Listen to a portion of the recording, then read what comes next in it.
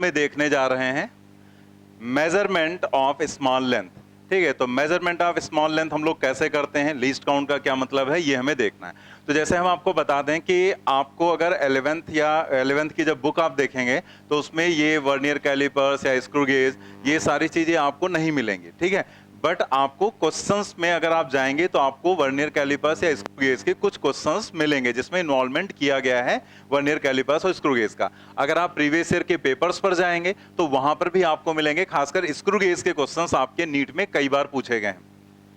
तो हम लोगों को इसीलिए ये टॉपिक पढ़ना है, क्योंकि ये टॉपिक एक्चुअल में हटाया नहीं गया है, टॉपिक पहले ही आपको पढ़ा दिया गया है, इसलिए वो इसके क्वेश्चंस और पूछे जाते हैं। हमने आपको जैसे रिड्यूस सिलेबस के बारे में बताया था कि रिड्यूस सिलेबस जो है वो एक्चुअल में पूरी तरह से रिड्यूस्ड नहीं है, कुछ चीजें हटाई गई हैं, कुछ चीजें रेशनलाइज की गई हैं, मतलब उनको व्यवस्थित किया गया है। तो जो चीजें व्यवस्थित की गई हैं वो हमें पढ़ना है, भले वो हमारे सिलेबस में बाहर कर दिया गया। जैसे बात करते हैं अगर हम मोशन इन वन डायमेंशन की, तो उसमें उसने कहा कि आपको average speed, average velocity, distance, displacement पढ़ने की जरूरत नहीं है। आप सोचो बिना इसके फिजिक्स पढ़ पाओगे तुम? ये तो आपको पढ़ना ही पढ़ना पड़ेगा। अगर आप पैरेलल कॉम्बिनेशन, सीरीज कॉम्बिनेशन नहीं पढ़ेंगे तो आप सर्किट के क्वेश्चन सॉल्व कर पाएंगे? आप पूरी फिजिक्स में तमाम जगह फंस जाएंगे। तो आपको वो पढ़ना ही पड़ेगा, क्योंकि उसने वो आपको 9th-10th में पढ़ा रखा है, इसलिए उसने यहां से हटा दिया कि भाई एक बार पढ़ चुके हैं, अगर आपको दिक्कत है तो वापस 9th-10th में जाओ, पढ़ लो, फिर वापस चले आओ। ठीक है, तो आपको वो चीज पढ़नी, वो चीज आपको आ रही, लेकिन जैसे कुछ चीजें हैं वो हटा दी गई। जैसे रिलेटिव वेलोसिटी है, अब रिलेटिव वेलोसिटी पढ़ने की जरूरत नहीं, क्योंकि उसने उसमें से हटा दिया। तो अगर बाद में जब सिलेबस जारी होगा तो अगर उसमें रहेगा तो हम अलग से आपको पढ़ा देंगे। जैसे हमने एरर हटा दिया, तो एरर हमने हटा दिया क्योंकि एरर उसने पूरा साफ कर दिया, और पहले भी वो चीज नहीं पढ़ाई गई उतना डिटेल में, तो ऐसे सिंपल एरर बता दिया गया लेकिन उतना डिटेल नहीं है। तो इसका मतलब हो सकता है उसके क्वेश्चंस ना आए, बट आएंगे अगर तो हम लोग लास्ट में पढ़ा दें, क्योंकि उसका इफेक्ट नहीं पड़ेगा अगर हम आपको एरर ना पढ़ाएं। हालांकि हमने थोड़ा सा इसमें आपको एक दे रखा है, आइडिया दे देंगे, बट बहुत डिटेल में पढ़ने की जरूरत नहीं है हमें। अगर सिलेबस में रहेगा तो करेंगे। जैसे उसने ट्रांजिस्टर हटाया सेकंड पेपर से, मॉडर्न फिजिक्स से, तो ट्रांजिस्टर बिना पढ़े भी हमारा काम चल जाएगा। तो अगर सिलेबस में रहेगा तो हम बाद में उसको कवर करा देंगे, लेकिन कुछ चीजें ऐसी हैं जो हमें पहले से ही पढ़ाना पड़ेगा। जैसे आप सोचो कि डिस्टेंस डिस्प्लेसमेंट के लिए हम सिलेबस का इंतजार करें तो हम फिजिक्स कैसे पढ़ाएंगे? तो वो तो आपको पढ़ना ही पढ़ना पड़ेगा, उसका नॉलेज तो तुम्हें लेना ही लेना है, भले उसमें मेंशन हो ना हो, हटाया गया हो, जोड़ा गया हो, कुछ भी किया गया हो। ठीक है, तो हमने ये चीज आपको एक बार और भी बताई थी। तो हम लोग वो सारी चीजें भी पढ़ेंगे जिनकी रिक्वायरमेंट है। जिनकी रिक्वायरमेंट नहीं है और वो हटा भी दिया गया है, तो वो जब सिलेबस जारी होगा जो नीट का है, तो उसमें देखकर वो सारी चीजें आपको कवर करा दी जाएंगी। ठीक है, तो ये टॉपिक हमें पढ़ना है और इससे क्वेश्चंस पूछे गए। अच्छा, इसका एक और भी खास बात है कि इसका क्वेश्चन कई बार देखने में काफी बड़ा होता है, लेकिन कोई भी क्वेश्चन इसका सॉल्व करने में 4 लाइन से ज्यादा का नहीं होगा, चाहे जितना बड़ा हो। ठीक है, बस 4 लाइन मैक्सिमम रहती हैं। अब यह है कि यहां हमें समझाना रहेगा तो हमें थोड़ा ज्यादा लिखना पड़ता है, अदरवाइज 3-4 लाइन में सॉल्व हो जाता है क्वेश्चन। ठीक है, कोई भी क्वेश्चन चाहे जितना बड़ा हो। तो हम लोग यहां पर देखने जा रहे हैं least count, that is measurement of small lengths. तो इसमें हम लोग पहले समझ लेते हैं कुछ बातें, ठीक है, देन हम लोग धीरे धीरे आगे बढ़ेंगे इसमें, इस चैप्टर में। तो पहले आप यहां पर देखो, least count of a measuring instrument क्या है। लीस्ट का मतलब क्या होता है? मिनिमम, ठीक है, कम से कम। और काउंट का मतलब जो एक तरह से यहां पर, वैसे काउंट का मतलब मेजरमेंट से ही लिया जाता है। ठीक है, मतलब किसी इंस्ट्रूमेंट से हम कितना मिनिमम मेजरमेंट कर सकते हैं उसी को हम क्या कहेंगे? लीस्ट काउंट कहेंगे। ठीक है, तो यही यहां लिखा गया, the least count of an instrument is the smallest measurement, smallest measurement that can be taken accurately with it, जो कि इससे हम एक्यूरेटली ले सकते हैं। ठीक है, लीस्ट काउंट को हम लोग बोलते हैं limit of accuracy of a measuring instrument, मतलब कितनी लिमिट तक वो एक्यूरेट चीजों को मेजर कर सकता है। भाई जितना स्मॉलेस्ट मेजरमेंट हम कर सकते हैं, हम यही तो कहेंगे इससे इतना ही मिनिमम मेजरमेंट किया जा सकता है। अभी इन सब बातों को आप और अच्छे समझ जाएंगे। Least count of metre scale is 1 mm या फिर 0.1 सेंटीमीटर। मीटर स्केल तो समझते हैं ना, जो पटरी हम लोग यूज करते हैं, जो आपके ज्योमेट्री बॉक्स में पटरी होती है, वो क्या होती है? मीटर स्केल ही तो होती है। तो उस मीटर स्केल का अगर लीस्ट काउंट देखो तो क्या होता है? 1 mm। पटरी तो समझते हो ना, ये वाली, यही इसका फायदा है। ठीक है, बोर्ड का, वरना हमें पटरी तुमको दिखा नहीं पाते। तो ये जो मीटर स्केल है जो हम लोग नॉर्मली यूज करते हैं, सबसे ज्यादा स्केल यही तो यूज होती है आमतौर पे, तो इसको हम लोग बोलते हैं मीटर स्केल। अब इस मीटर स्केल में क्या रहता है कि अगर हम देखें तो ये तो सेंटीमीटर के निशान बने हैं, 0 हो गया यहां पर, फिर ये हो गया यहां पर, ये 0 हो गया, 1 2 3 4 5, अब ये तो सेंटीमीटर हो गया। अब इन दोनों के बीच का ये जो रहता है ये क्या होता है, 1 मिलीमीटर होता है, ठीक है। मतलब एक तरह से 1 सेंटीमीटर जो है उसको 10 भागों में बांटा गया, यानी कि हम कह सकते हैं 10 mm इज 1 सेंटीमीटर, ठीक है। तो 1 mm कितना हो जाएगा, 1/10 दैट इज 0.1 सेंटीमीटर। तो वही यहां पर लिखा गया है कि least count of metre scale is 1 mm, मतलब वो जो छोटा वाला पार्ट है वो मीटर स्केल का लीस्ट काउंट है, या उसको हम 0.1 सेंटीमीटर भी बोल सकते हैं, ठीक है। अब limit of accuracy of measuring instrument, इसको लिमिट ऑफ एक्यूरेसी क्यों कहा गया, मतलब जितनी लिमिट तक हम एक्यूरेट मेजरमेंट कर सकते हैं। तो अगर हम इससे आपसे कहें, ये क्वेश्चन हमने पहले भी आपसे पूछा था कि हम क्या इस मीटर स्केल का यूज करके 1.5 मिलीमीटर मेजर कर सकते हैं, कर सकते हैं, नहीं कर सकते हैं, क्योंकि हम 1 मिलीमीटर तो मेजर करेंगे लेकिन आधा मिलीमीटर कैसे मेजर होगा, क्योंकि 2 मिलीमीटर के बीच कोई निशान नहीं बना हुआ है। तो इसका मतलब यहां पर 1.5 मिलीमीटर मेजर नहीं किया जा सकता। मतलब यहां पर जो स्मॉलेस्ट मेजरमेंट है वो कितना हो सकता है, 1 मिलीमीटर, यही एक्यूरेट मेजरमेंट हो सकता है, बाकी इससे कम का मेजरमेंट नहीं हम कर पाएंगे इससे, ठीक है। तो समझ में आ गई इतनी बात। तो इसीलिए लिखा गया है कि least count this is the limit of accuracy of measuring instrument, ठीक है। अब आप यहां पर देखो, एक हम लोग लिखते हैं फार्मूला परसेंटेज एरर का। तो एरर जो है वो एक कॉन्सेप्ट हम लोगों को पढ़ना रहता था लेकिन अभी हटाया गया है, लेकिन फिर भी हमें थोड़ा बहुत एक आइडिया होना चाहिए एरर का कि एरर क्या है, ठीक है। तो इसलिए एरर हमने आगे इसमें डाल रखा, लास्ट में थोड़ा बता देंगे, अभी हम ऐसे बता देते हैं कि एरर एक्चुअल में क्या है। एरर क्या होती है, जैसे जब आप कोई भी एक्सपेरिमेंट करते हो, ठीक है, तो जैसे मान लिया आप एक्सेलरेशन ड्यू टू ग्रेविटी की वैल्यू आपने निकाला, तो आपको ये चीज पहले से पता है कि जो एक्सेलरेशन ड्यू टू ग्रेविटी होता है उसकी हम स्टैंडर्ड वैल्यू क्या लेते हैं, 9.8 मीटर पर सेकेंड स्क्वायर, ये लेते हैं। मान लिया कोई एक्सपेरिमेंट आपने किया और उससे आपने एक वैल्यू निकाली इसकी 9.8 की जगह, लेकिन वो आ गया सॉल्व होकर 10.4 मीटर पर सेकेंड स्क्वायर आ गया। या मान लिया आपने निकाला और वो 10.4 आने की बजाय 9.4 मिलीमीटर पर सेकेंड स्क्वायर आ गया, ठीक है। तो मतलब क्या हुआ कि आना तो ये चाहिए था, लेकिन हमने एक एक्सपेरिमेंट किया तो ये आ गया, दूसरा एक्सपेरिमेंट किया ये आ गया। तो कम आया तो भी गलत, और ज्यादा आया तो भी खुश होने की जरूरत है नहीं, ज्यादा आया तो भी तो गलत ही है, ठीक है भाई, यही आना चाहिए था। तो दोनों ही में मिस्टेक है, यानी कि दोनों में एरर है। तो अगर हम बात करें यहां पर, तो इसमें कितना ज्यादा चला गया, यहां पर 0.6, या हम दोनों में बराबर कर लेते हैं ऐसे आपके समझाने के लिए, ठीक है। जैसे यहां पर हम 10.2 लिख देते हैं, ठीक है, 10.2। तो मान लिया मैक्सिमम जो चीज आई है 10.2, तो यहां पर अगर आप देखें तो कितना डिफरेंस है, 0.4 का, यानी कि 0.4 ज्यादा आया है, प्लस 0.4।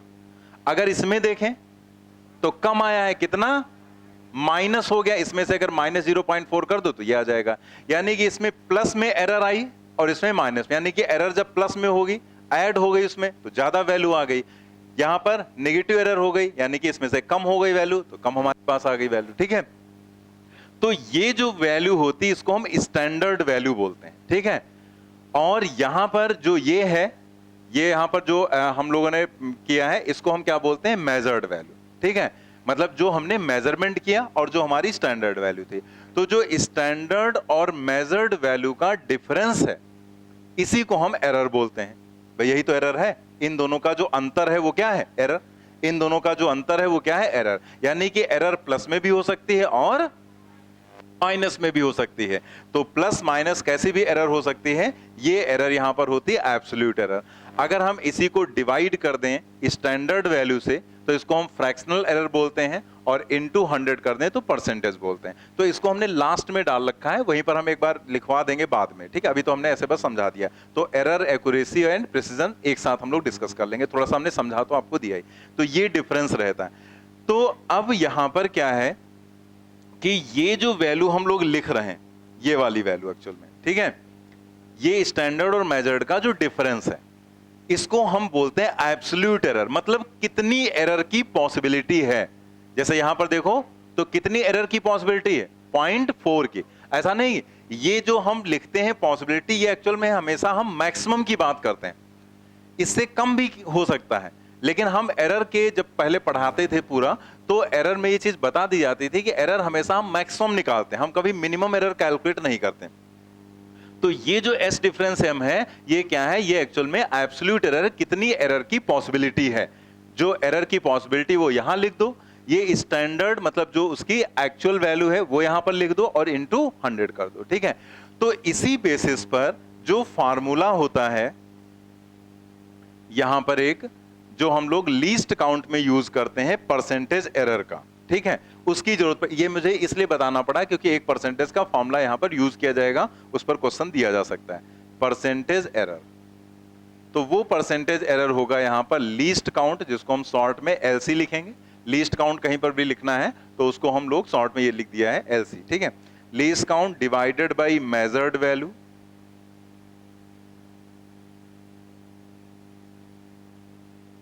मेजर्ड वैल्यू और इनटू 100, ठीक है। तो ये फॉर्मूला वहां पर लिख लो आप, ये जो लिखा गया इसी के नीचे। Percentage error is equal to least count divided by measured value into 100।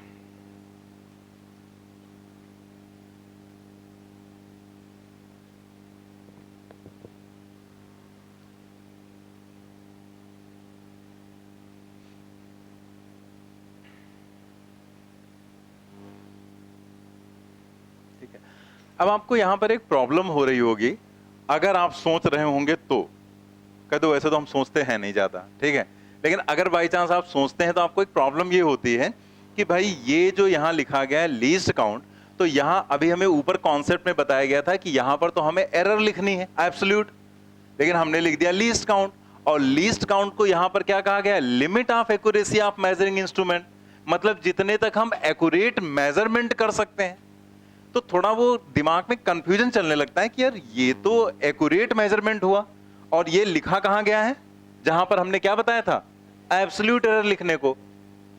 तो ये लीस्ट काउंट ही एक्चुअल में एब्सोल्यूट एरर के बराबर होगा, ठीक है। जो एब्सोल्यूट यानी कि जो मैक्सिमम पॉसिबल एरर हम कहते हैं वहां पर होगी, वो लीस्ट काउंट के बराबर होगी। कैसे, अब आपके दिमाग में है कि लीस्ट काउंट के बराबर, वो तो लिमिट ऑफ एक्यूरेसी, जितना हम एक्यूरेट मेजर कर सकते हैं, और हमें यही कहा जा रहा है कि उसी के बराबर मैक्सिमम पॉसिबल एरर होगी। तो ये कैसे, इसके लिए हम लोग इस डायग्राम को समझते हैं वापस। ये पहले वाला ही है, ठीक है, जो पहले समझा, ये आपके असाइनमेंट में नहीं होगा क्योंकि जरूरत नहीं है। तो यहां से आपको ये समझ में आ जाएगा कि लीस्ट काउंट जो लिमिट ऑफ एक्यूरेसी है, एक्चुअल में वही मैक्सिमम पॉसिबल एरर भी होगी। यहां से कैसे, देखो जरा, जैसे आप देखो इसका लीस्ट काउंट क्या है, 1 मिलीमीटर, 1 mm है ना, या फिर 0.1 सेंटीमीटर, ये इसका क्या है, लीस्ट काउंट, ठीक है। अब आप जरा ये रॉड देखो, इस रॉड की लेंथ को हमें मेजर करना है इस मीटर स्केल से। तो आप देखो यहां तो हमने 0 से 0 मैच करा लिया, ठीक है, बिल्कुल यहां पर एंड इसका 0 पर रख दिया। लेकिन यहां अगर आप देखो तो आपको यहां पर दिख रहा होगा,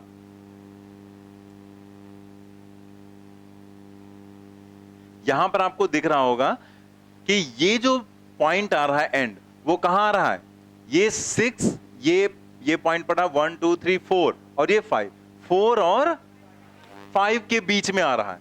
तो 4 और 5 के बीच में आ रहा है, तो अब आप बीच का मेजरमेंट तो कर नहीं पाएंगे क्योंकि उसके बीच में तो कोई निशान बना नहीं है। तो इसका मतलब ये हुआ कि आपकी मर्जी, अब आपको अगर ये लगा, ये तो बहुत बड़ा करके दिखाया गया ना, ठीक है, होता तो मिलीमीटर बहुत छोटा है ना, वो तो बहुत छोटा होता तो हल्का सा रहता है, तो या तो हमें लगेगा कि ये 4 के नजदीक है, तो अगर 4 के नजदीक लगा तो हम लिख देंगे 6.4। तो हमने यहां पर क्या लिख दिया, अगर हमें ऐसा लगा तो हमने इसकी लेंथ को लिख दिया यहां पर, दिस इज 6.4 सेंटीमीटर। लेकिन किसी दूसरे ने मेजर किया और उसने जैसे भी रखा तो उसको लगा नहीं ये 4 नहीं, तो बिल्कुल लगभग 5 के नजदीक जा रही। ये होता है ना जब हम लोग करते हैं ना स्केल से मेजरमेंट, तो उसको लगा नहीं ये तो यार 5 के नजदीक है, तो उसने क्या किया, उठाकर लिख दिया 6.5 सेंटीमीटर, ठीक है। अब सोचो, अगर जिसने भी वहां पर जो भी दिया था, जिसने आपको इस रॉड का मेजरमेंट करने को, उसने इस लेंथ को सही माना, इसको उसने सही माना है, तो इसका मतलब ये वाली गलत हो गई। तो इसमें कितनी एरर आ रही? 0.1। इससे 0.1 ज्यादा है ना, तो कितनी एरर इसके अंदर, कितनी एरर इंट्रोड्यूस हुई? एरर आ गई 0.1 सेंटीमीटर।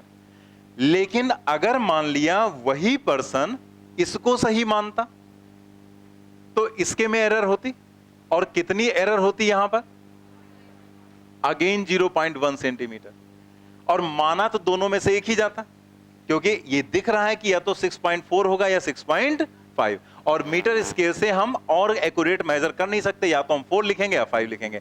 यानी कि अगर ये सही होता तो इसमें एरर कितनी थी? 0.1। और अगर ये सही मानेंगे तो इसमें एरर कितनी? 0.1। और ये 0.1 क्या है? यानी कि मैक्सिमम पॉसिबल एरर क्या जा रही है? That is equal to 0.1 centimetre, and that is equal to least count.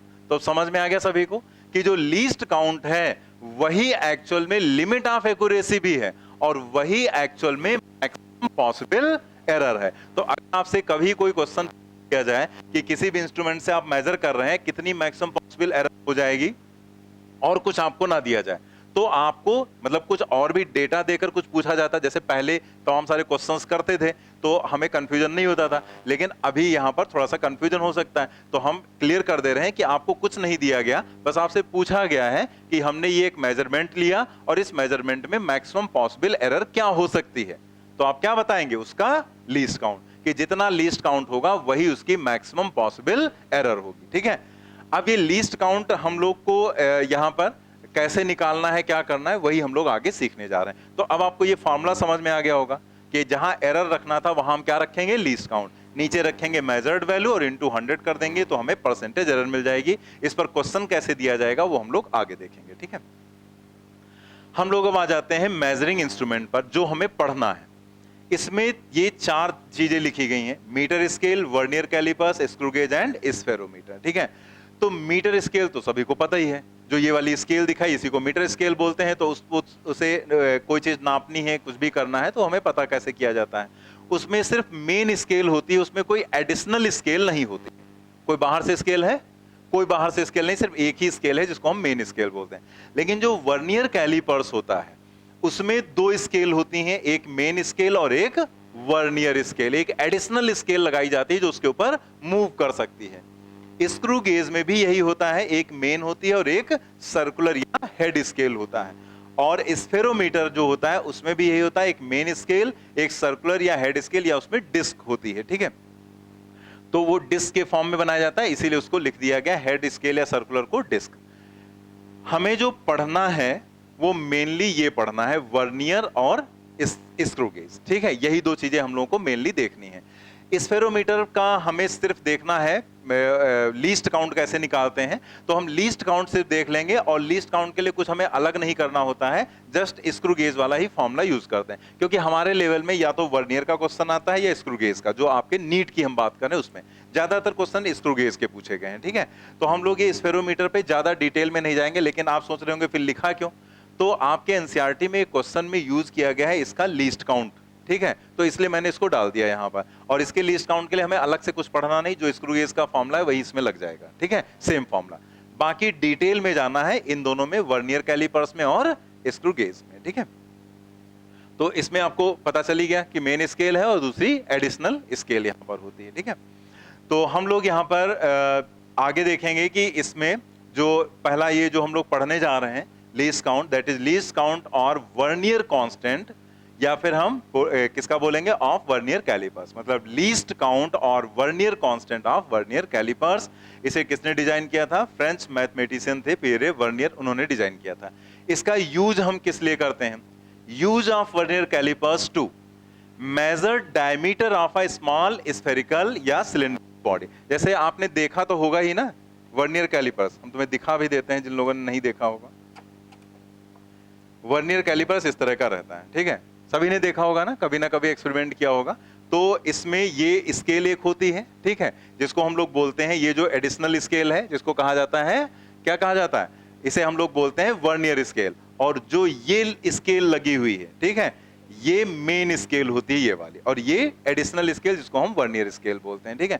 तो कोई चीज मेजर करनी तो इसी से हम लोग मेजर करते हैं, इसके बीच में चीजों को फंसा के, ठीक है। तो जो डायमीटर वगैरह कुछ भी मेजर किया जाता है, तो ये तो खैर ऐसे सिंपल वाला है, लेकिन ये बहुत ही इनको बनाने में बहुत ज्यादा एक्यूरेसी, बहुत ज्यादा मतलब बहुत ढंग से काम किया जाता है, एक्यूरेसी बहुत अच्छे से रखी जाती है, क्योंकि इसका बहुत बड़ा इफेक्ट पड़ सकता है अगर आपने इसे गड़बड़ किया। तो इसीलिए इनकी जो कीमत होती है, अब तो डिजिटल वाले भी होते हैं, अदरवाइज अगर पहले देखें तो पहले मैनुअल वाले ही ज्यादा यूज होते थे, डिजिटल वाले भी यूज होते हैं, और इनकी कीमत बहुत ज्यादा होती है। मतलब ये 1000-1200 से स्टार्ट होते हैं और 2-3-4 लाख तक के भी होते हैं। मतलब इसकी एक वर्नियर कैलिपर्स की कीमत 3-3 लाख के वर्नियर कैलिपर्स, ये वाला नहीं है, ठीक है। ये तो ऐसे सस्ता वाला है, ठीक है। तो मुझे दिखाना था, वो फैक्ट्रीज वगैरह में जहां कंस्ट्रक्शन होता है वहां यूज किया जाते हैं। आप सोचो जैसे ये बॉटल है, इसके ऊपर कैप लगानी, इसके मेजरमेंट में अगर जरा सा भी गड़बड़ी हो गई और ये कंस्ट्रक्शन पूरा हो गया, तो सोचो जिसने कंस्ट्रक्ट किया होगा उसका बंटाधार हो जाएगा पूरा, ठीक है। क्योंकि उसकी किसी भी बॉटल में ढक्कन फिट नहीं होगा, ठीक है। तो क्या होगा, पूरा उसका जितना उसने कंस्ट्रक्ट किया होगा सब बेकार हो जाएगा। इसलिए वहां पर बहुत ऐसे यूज किया जो बहुत प्रिसाइज वैल्यू, बहुत सही वैल्यू देंगे, जिससे कि वहां पर कोई प्रॉब्लम ना आने पाए, ठीक है। तो उसमें बहुत सारी चीजें रहती हैं, हम लोग यहाँ पर ऐसे सिंपल तरीके से एक समझने के लिए सिर्फ इसको हमने यहाँ पर ले लिया, बाकी तो क्वेश्चन से ही समझ में आएगा सब कुछ, डायग्राम से ही। तो इसमें क्या कहा गया, measure diameter of a small spherical and cylindrical body. जैसे कोई स्फेरिकल या सिलिंड्रिकल बॉडी, उसका डायमीटर मेजर करना है, तो जैसे ये बॉटल है, इसका अगर हमें डायमीटर मेजर करना है इसके ये ऊपर कैप का, तो हमने इसको ऐसे लिया और यहां पर ऐसे फंसा दिया। अब इसके बाद इसको हमने हटा लिया, और फिर यहां पर जो भी रीडिंग आएगी उसको हम रीड करते हैं, वही हमें समझना है कि हम रीडिंग कैसे पढ़ते हैं, मेन स्केल को कैसे पढ़ेंगे, वर्नियर को कैसे पढ़ेंगे, कोइंसाइडिंग डिवीजन का क्या मतलब होगा, जीरो एरर का मतलब क्या होगा, वो सारी चीज हम यहां से देखेंगे। और जब रीडिंग पढ़ के फॉर्मूले में रखेंगे तो हमें पता चल जाएगा कि इसका डायमीटर क्या था, ठीक है। तो ऐसे हम लोग यहां पर मेजरमेंट करते हैं। measure the dimensions of a given regular body of known mass and hence to determine its density। जैसे मान लिया कोई मास आपको पता है इस बॉडी का, लेकिन रेगुलर बॉडी, यानी कि जैसे मान लिया कोई क्यूब या क्यूबाइड है, छोटा सा है, उसकी लंबाई चौड़ाई ऊंचाई हम निकाल लें और फिर उसका वॉल्यूम निकाल लें, और मास डेंसिटी इक्वल टू क्या होता है, मास बाई वॉल्यूम, तो वहां से हम उसकी डेंसिटी निकाल सकते हैं, ठीक है। नेक्स्ट क्या है, measure the internal diameter and depth of a given cylindrical object like beaker, glass, calorimeter and hence to calculate its volume. जैसे आपको अभी हमने बताया कि इसका डायमीटर आपको निकालना है, ठीक है, तो आपने ऐसे रखा और यहां पर बाहर का डायमीटर आपने कैलकुलेट कर लिया, ठीक है। जैसे इस तरीके से था तो ये बाहर का कैलकुलेट कर लिया आपने, लेकिन अगर आप सोचो इसके अंदर का कैलकुलेशन करना होता, जैसे कोई चीज यहां पर है कुछ, जैसे मान लिया ये डिस्क है, ठीक है, तो इस डिस्क का मान लिया इंटरनल डायमीटर आपको मेजर करना होता, तो इंटरनल डायमीटर यहां से तो मेजर नहीं होगा इससे, तो उसके लिए ये ऊपर वाला यूज किया जाता है, ठीक है। ये जो ऊपर वाला पार्ट है ये इंटरनल के लिए यूज किया जाता है। तो उसको कैसे यूज करते हैं, जैसे यहां पर है, इसको ऐसे किया और इसे फंसा दिया ऐसे, ठीक है, ऐसे।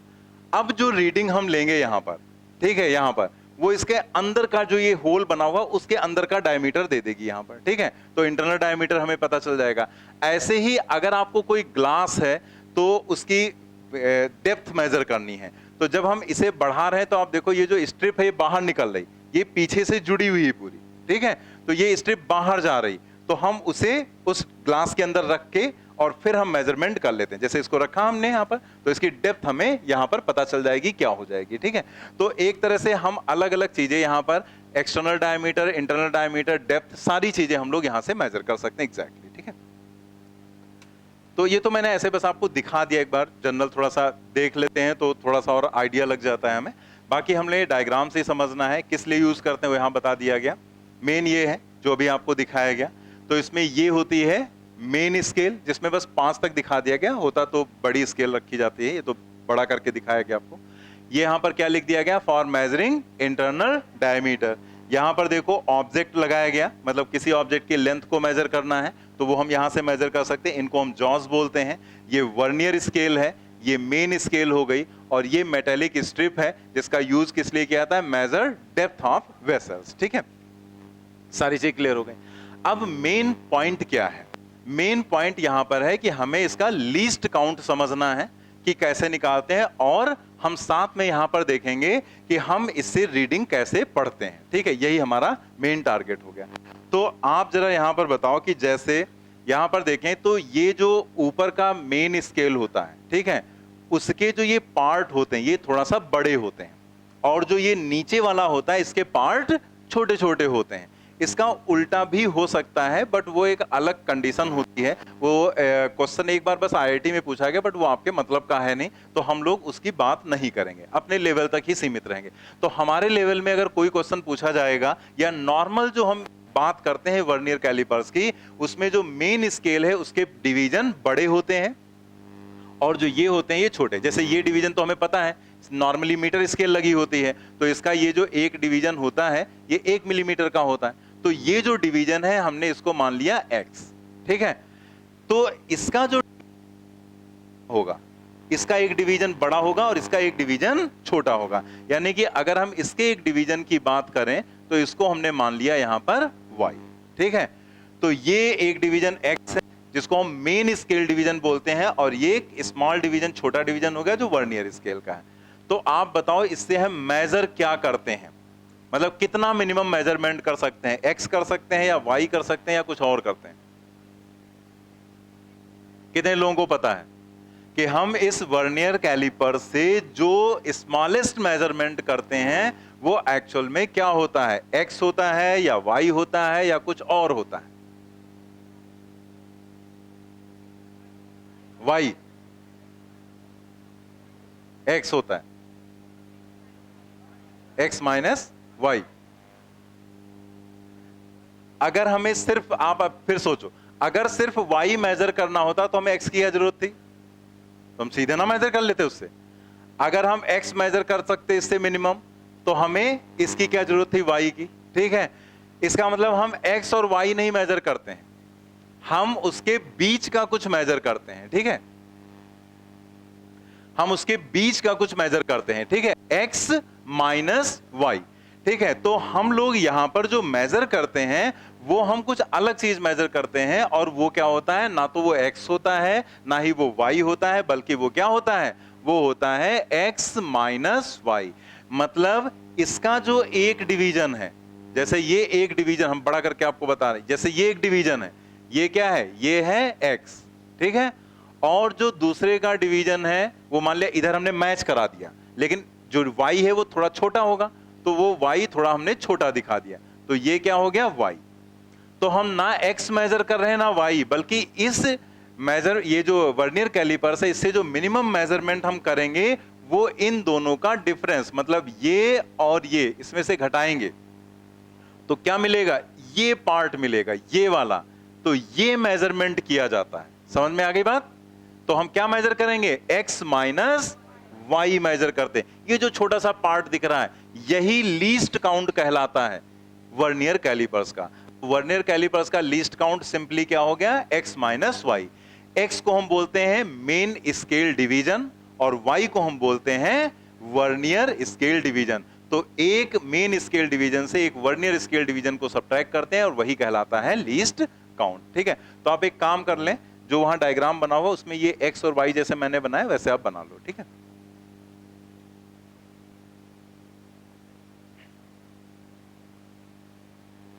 और उसी डायग्राम के नीचे आप लिख लेंगे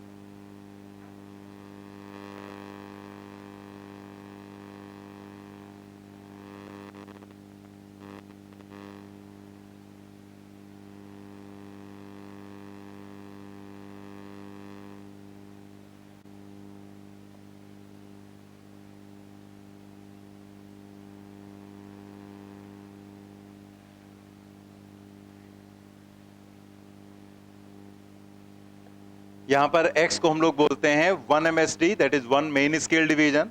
y को हम बोलते हैं 1 VSD, that is 1 vernier scale division, जो y है यहां पर बना भी दिया गया। और लीस्ट काउंट क्या होता है, इन दोनों का difference, that is 1 MSD minus 1 VSD, या फिर सिंपली x माइनस y लिख लेंगे।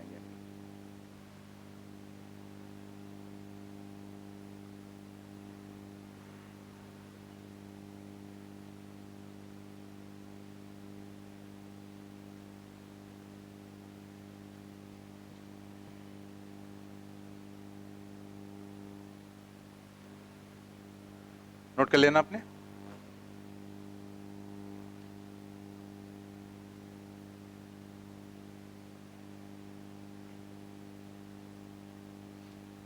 तो अब हम लोग यहां पर लीस्ट काउंट का निकालेंगे फार्मूला, ठीक है। तो यहां पर अभी हमें सारी चीजें सीक्वेंसली समझनी। अभी हमने आपको इसमें कुछ बताया नहीं, हमने जस्ट अभी आपको क्या डिस्कस किया कि MSD क्या है, VSD क्या है, और लीस्ट काउंट का एक्चुअल फार्मूला क्या होता है, ठीक है। That is 1 MSD minus 1 VSD। इस पर क्वेश्चन नॉर्मली आप लोगों के यहां अभी तक नहीं पूछा गया। आप लोगों के पूछा गया फॉर्मूला मेन डेराइव करते हैं उस पर पूछा गया, लेकिन एक बार IIT में क्वेश्चन वो पूछा गया है, ठीक है। क्वेश्चन सिंपल था, लेकिन उसमें उसने इसका यूज करा दिया, तो वो क्वेश्चन मैंने डाल दिया असाइनमेंट में कि इसका यूज करके हमें कैसे क्वेश्चन दिया जा सकता है, ठीक है। तो जो मेन फॉर्मूला जैसे आप याद रखते हैं ना, dx डिवाइडेड बाई n वाला, ठीक है, तो उस फॉर्मूले को ही हम लोग मेनली यूज करते हैं ज्यादातर क्वेश्चंस में, ठीक है। जैसे इसमें कई लोग कुछ ट्रिक बता हैं, इस ट्रिक से ऐसे कर लो, ये इतना आगे बढ़ा उतना पीछे बढ़ा, ये सब चक्करों में नहीं पड़ना, क्योंकि उसमें आपका टाइम ज्यादा जाएगा आएगा, ठीक है। कुछ लोग क्या करते हैं, डेरिवेशन बेसिस पर बता देते हैं आपको कि हमें फॉर्मूला याद करने की जरूरत नहीं, हम डेराइव करके निकाल लेंगे। बिल्कुल निकाल सकते हैं, जो हम डेरिवेशन बताएंगे उसी से निकाल लेंगे आप। लेकिन प्रॉब्लम क्या है कि आप एक एग्जाम देने जा रहे हैं नीट का, जिसमें आपके पास टोटल टाइम होता है 3 घंटा 20 मिनट, और उस 3 घंटे 20 मिनट में आपको जियोलॉजी, बॉटनी, फिजिक्स, केमिस्ट्री सब करना होता है, ठीक है। सारे क्वेश्चंस पढ़ने होते हैं, उनका आंसर और भी सही सॉल्व करना पड़ता है। तो काफी कुछ चीजें हमें याद रखनी पड़ती हैं, काफी फॉर्मूले याद रखने पड़ते हैं, वरना तो फिजिक्स में सब कुछ हम डेराइव कर सकते हैं, लेकिन अगर एग्जाम में आप सब कुछ डेराइव करने बैठ गए तो बस वही डेरिवेशन ही हो पाएगा बस। तो हमें याद रखना पड़ेगा, इसलिए डेरिवेशन बेसिस पर हम बता दे रहे हैं डेरिवेशन कैसे होता है, बट हमें क्वेश्चन फॉर्मूले से ही करने रहेंगे, ठीक है। तो हम लोग यहां पर आ जाते हैं, if n divisions of vernier scale coincides with m division of main scale, then अब फॉर्मूले को हम डेराइव करेंगे यहां पर कैसे। देखो, एक लैंग्वेज आप पढ़ी होगी वर्नियर के क्वेश्चंस में, लैंग्वेज क्या रहती है कि कभी लिखा होता है कि मेन स्केल के 9 डिवीजन वर्नियर स्केल के 10 डिवीजन से कोइंसाइड कर, ऐसे लिखा होता ना। तो कभी 10 और 9 का डिफरेंस होता है, कभी 10 और 8 का डिफरेंस दे देते हैं, कभी 10 और 7 का डिफरेंस दे देते हैं, ऐसे लिखा जाता है लैंग्वेज। तो उस लैंग्वेज का मतलब क्या है वो देखो। If n divisions of vernier scale coincides with m divisions of main scale, then. तो आप जरा इस डायग्राम को देखो, इस डायग्राम को आप देखो। यहां पर अगर आप देखो तो ये जो डायग्राम बनाया गया है, तो ये ऊपर वाला जो है वो क्या है, और नीचे का है वर्नियर स्केल। तो हमने 0 को 0 से अभी कोइंसाइड दिया। अब आप देखो इधर, यहां पर अगर ऊपर काउंट करें तो 1 2 3 4 5 6 7 8 9 10 है। अब नीचे देखो, नीचे भी 10 बनाए गए, लेकिन अगर ये 10 नंबर का पार्ट देखो तो इसके 9 नंबर के पार्ट से कोइंसाइड कर रहा है, क्योंकि हम लोगों ने भी क्या सीखा कि इसके पार्ट बड़े होते हैं और इसके छोटे होते हैं। तो यहां पर देखो हम क्या कहेंगे कि वर्नियर के 10 डिवीजन, वर्नियर के 10 डिवीजन मेन स्केल के 9 डिवीजन से कोइंसाइड कर रहे हैं, यही तो हम बोलेंगे। इस बात को हम जनरल लैंग्वेज के फॉर्म में करेंगे, ठीक है। मतलब ये तो हम, अगर हम 10 और 9 लिख देंगे तो हमारा फार्मूला नहीं बनेगा। तो हम क्या करेंगे, मेन स्केल के जो 9 डिवीजन है उसको हम m मानेंगे, और जो ये वर्नियर है उसके जो डिवीजन है उसको हम क्या मानेंगे, हम उसे n मान लेंगे, ठीक है। तो आप यहां पर देखो कि ऊपर हमने जो एक डिवीजन लिया था ये वाला, ठीक है, इसे हमने लिया था x, और नीचे का जो एक डिवीजन लिया था इसे हमने क्या लिया था, y, ठीक है, y लिया था। अब ऊपर के जो टोटल नंबर ऑफ डिवीजन्स हैं जो यहां से लेकर यहां तक है,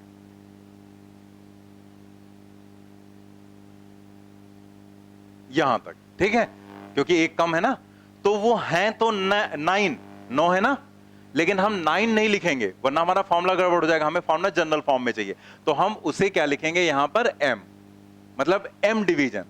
और नीचे कितने हैं 10, लेकिन हम उसे क्या लिखेंगे n डिवीजन।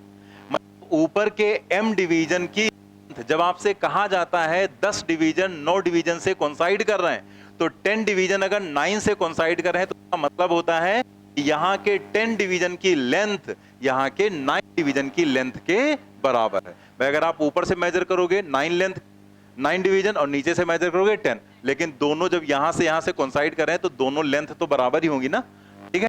तो यहां m और यहां n, इसका मतलब क्या हुआ, क्या कह सकते हैं, if n divisions of vernier scale coincides with m divisions of main scale, then यहां पर हम लिखेंगे नीचे का अगर देखें तो एक डिवीजन की लेंथ y तो n की कितनी हो जाएगी n टाइम्स y। जैसे अगर एक डिवीजन की लेंथ 1 मिलीमीटर हो तो 10 की 10 मिलीमीटर होगी ना, तो एक डिवीजन की लेंथ अगर y है तो n डिवीजन की n टाइम्स y, तो n टाइम्स y जो हो जाएगा वो किसके बराबर होगा, ऊपर एक डिवीजन की लेंथ कितनी x, तो m डिवीजन की mx। अरे इसमें क्या सोचना है, कोई बहुत बड़ी चीज थोड़े बता रहे हैं, वो छोटे लेवल पर नहीं पढ़ते थे, एक कुर्सी मिलती है 100 रुपए की, 3 कितने की मिलेंगी, हाँ तो वही पढ़ा रहे हैं, इतना इतना हो सकते हो क्या, क्यों बैठे हो, ठीक है, वही पढ़ा रहे हैं ना कि एक डिवीजन की लेंथ कितनी y, तो n की n y, एक की लेंथ कितनी x, तो m की m इंटू एक्स, दोनों बराबर है इसलिए n y की वैल्यू किसके बराबर हो गई, m इंटू एक्स के बराबर, ठीक है। तो यहां से हमने निकाल लिया y इज इक्वल टू आ जाएगा mx डिवाइडेड बाई n, और y को ही हमने क्या बोला था 1 VSD, क्योंकि हमें ऊपर का तो पता रहता है मेन स्केल का कि वो कितना है, 1 मिलीमीटर है कि क्या है जो दिया जाता है, लेकिन नीचे का नहीं पता होता, इसीलिए हमने क्या निकाला VSD निकाल लिया। अब हमारे पास लीस्ट काउंट का फॉर्मूला है, least count is equal to 1 MSD minus 1 VSD, ठीक है। MSD कितना है x और VSD क्या है, ये निकाला हमने y, तो y कितना है mx डिवाइडेड बाई n। तो यहां से अगर आप देखो तो हम यहां पर x को कॉमन लेंगे तो क्या आ जाएगा n minus m into x divided by n, ठीक है, ये आ जाएगा यहां पर। और इसे हम लोग यहां पर लिख सकते हैं, ये लीस्ट काउंट है ना, लीस्ट काउंट, और ये इंप्लाई कर रहा है, इसे ऐसे लिखेंगे least count is equal to, ये जो n माइनस m है इसको डिफरेंस हम लोग लिखेंगे तो ये d लिख लेंगे इसको हम लोग, ठीक है, d, और यहां पर लिख लेंगे into x and divided by n। तो ये d इंटू एक्स है, वो dy बाई dx वाला dx नहीं, d इंटू एक्स। तो यहां पर क्या हो जाएगा, d जो है, d क्या है, वो है n माइनस m, और nm तो पता ही है, n क्या है, number of divisions on vernier scale, m जो है वो number of divisions on main scale, लेकिन कौन से, जो कोइंसाइड, बात नहीं, यहां टोटल लेते हैं, यहां कोइंसाइड वाले लेते हैं, और जो n है वही यहां लिखा जाएगा, n is the total number of division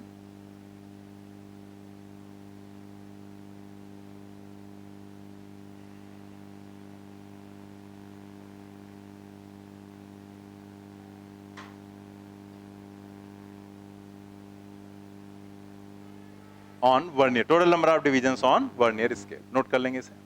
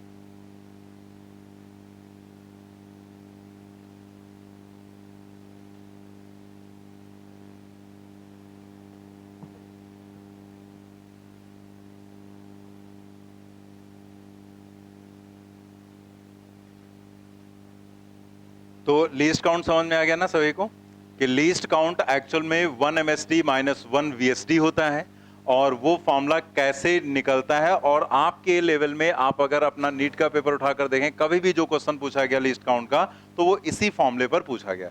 इस पर हमने आईटी वाला क्वेश्चन दे दिया है क्योंकि पूछा गया है, ऐसे भी आपके यहाँ भी पूछा जा सकता है।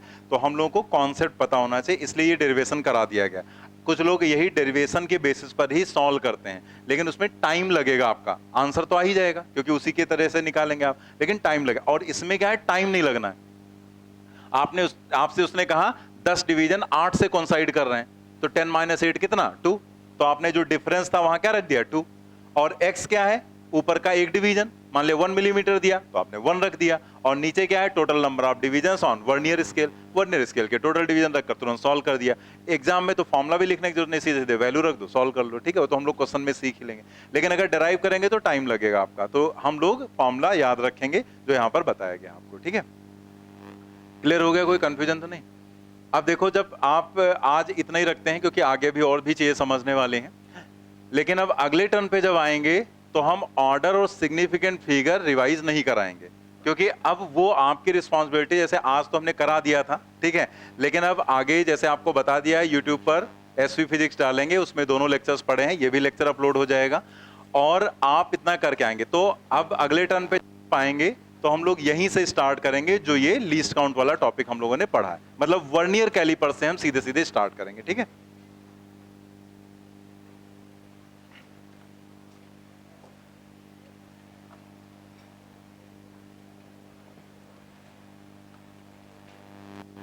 ये वाला जो टॉपिक है इसको छोड़ना नहीं बिल्कुल, क्योंकि इसमें बहुत सारे कंफ्यूजन्स हैं, बहुत सारी जगह पर काफी चीजें गलत दी गई हैं, ठीक है।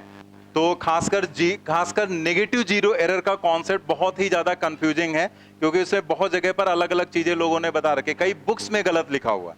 तो हम पूरा लॉजिकली आपको बताएंगे कि क्या सही है और क्या गलत है वहां पर, ठीक है।